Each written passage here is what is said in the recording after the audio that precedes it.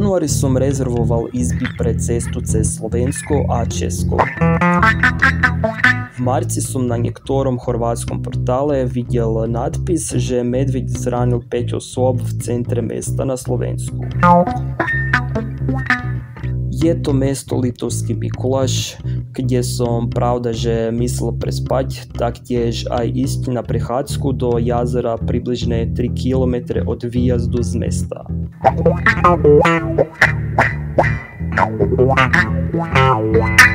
Medvede bežia, plávajú a sa šplchajú na stromy rýchlejšie ako ľudia. Takže bude veselé, ak ich stretnem v divočine.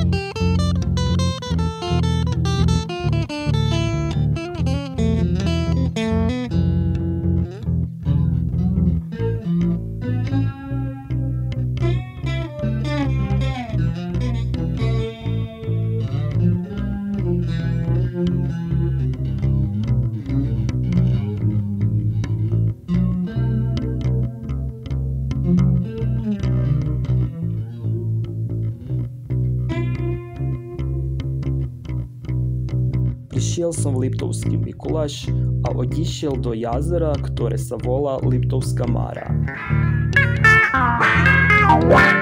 Pozrel som jazero a práve keď som chcel hnúť nazad, počul som niektoré šumenie z lesa vedľa jazera. Až som vstúpil do lesa, som ešte viackrát počul ten istý šum, ale nevidel som nič. Možno boli vtáky, lebo malé vtáky v lese niekedy znejú ako väčšie zvieratá.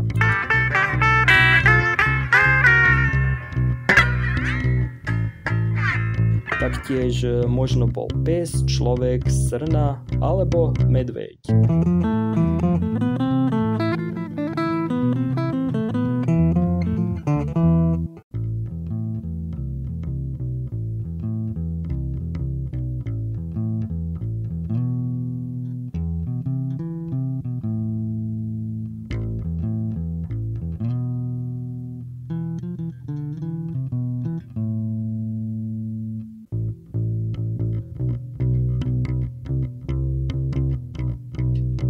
Ako môžete vidieť, prežil som prechádzku, vrátil sa v mesto a na sledujúci deň hnul ďalej.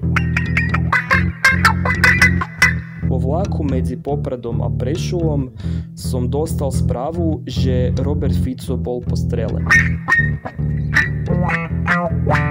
Ale ten večer Slovensko zvíťazilo nad Poľskom v hokeji, takže všetko skončilo dobre. Sledujúci večer, až som čakal jedlo v niektorej reštaurácii v Košiciach, som videl snímku medveďa, ako sa túla cez dedinu vedľa Liptovského Mikuláša. Skvelé.